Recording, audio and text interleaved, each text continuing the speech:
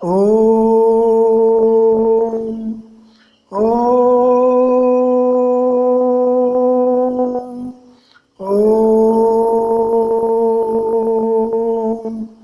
ओम गुरुर्ब्रह्मा गुरुर्विष्णु गुरुदेव महेश्वर गुरुर्साक्षात् परब्रह्म तस्मै श्री गुरुवे नमः।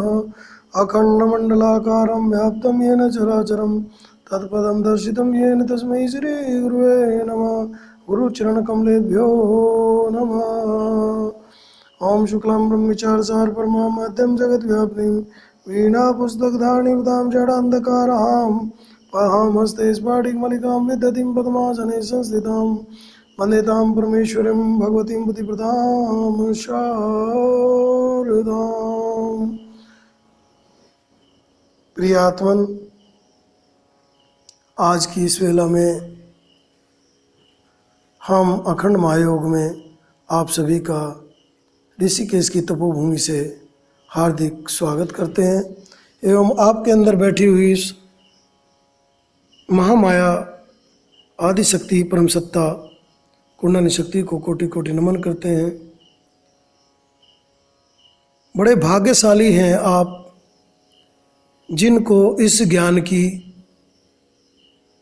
उपलब्धता हो पा रही है। कैसे प्रशंसा करूं आपके भाग्य की, क्योंकि हम लोगों को तो बहुत परिश्रम के साथ इसको लेना पड़ा और इसकी जानकारी उपलब्ध हो पाई, लेकिन आप लोगों को बहुत ही सुलभता से यह ज्ञान उपलब्ध हो पा रहा है। आप वाकई बहुत भाग्यशाली हैं। आपके ऊपर ईश्वर की विशेष कृपा है जो आप शक्तिपात रहस्य के विषय में जान पा रहे हैं। आइए इसी श्रृंखला में आगे को बढ़ते हुए हम थोड़ा सा कुछ बिंदुओं पर और प्रकाश डालते हैं।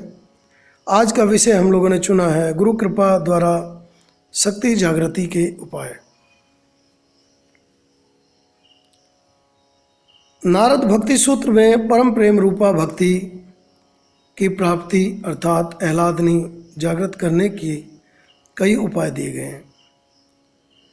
विषयों का त्याग तथा संग का त्याग, अखंड भजन, भगवत गुण श्रवण तथा कीर्तन आदि उपाय सुझाए गए हैं। किंतु मुख्यतः तो वह महापुरुषों की कृपा अथवा ईश्वर की लेस मात्र कृपा से जागृत होती है। इस प्रकार योग दर्शन में भी कई उपाय कहने पर भी वीतराग विषय व चित्तम, जिनका चित्त वीतराग हो गया है, उनके चित्त का अवलंबन लेने से इस जागृति के उपाय के दो भागों में विभक्त किया जा सकता है। एक है सतत समर्पण युक्त साधना, एक है गुरु कृपा। पहले तो साधना का उल्लेख किया गया है। योगाभ्यास सात्विक तीव्र वैराग्य च, अर्थात योग के अभ्यास और तीव्र वैराग्य से जाग जाती है। ज्ञान भक्तिभ्याम वा, अथवा ज्ञान तथा भक्ति से भी है। प्राणायामाद्वा, अथवा प्राणायाम करने से। किंतु अंत में आकर कह दिया कि शक्तिपात की विशेषता यही है कि वह गुरु कृपा से अनायास ही जाग जाती है। साधना का मार्ग कष्ट साध्य तथा लंबा है। इसके लिए साधक को अत्यंत धैर्यवान होकर साधना करनी होती है, अन्यथा बीच में ही साधना छोड़ बैठने की स्थिति उत्पन्न हो जाती है। जैसे कि उर्दू में एक शायर ने कहा है कि सुना है कि शहरे इश्क के गिर्द मंजारे ही मंजारे हो गई हैं। प्रेमनगर की यात्रा पर तो कई निकलते हैं, परंतु प्रेमनगर में पहुंचने से पहले ही उनकी कब्र बन जाती है। ऐसा साधना की निरंतर एवं धैर्य के अभाव में होता है। इसके विपरीत शक्तिपात तत्काल फलदायी है। ऐसा कहा जाता है कि यदि साधना से जागृत हो भी जाए तो दीक्षा अवश्य लेना चाहिए, क्योंकि साधना से प्राप्त जागृत नियंत्रित हो जाती है।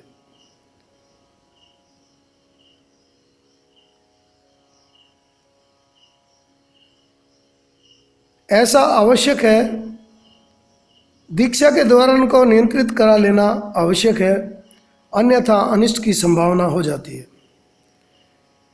शिव सूत्र में तो जागृति का केवल एक ही उपाय स्वीकार किया गया है, गुरु ही उनका उपाय है। दीक्षा केवल शिष्य की इच्छा पर ही आधारित नहीं, वह तो गुरुदेव से इसके लिए प्रार्थना ही कर सकता है। यह गुरु के अधीन है कि दीक्षा देना अथवा नहीं। केवल शिष्यों की संख्या बढ़ाने के लिए नहीं दी जाती, अधिकारी देखकर ही दी जाती है। यदि गुरु अभी शक्तिपात के योग्य शिष्य को नहीं समझते तो जो साधना वह करे, वह जितनी देर करने के लिए कहे, गुरु द्वारा निर्दिष्ट उसी साधना को करना चाहिए।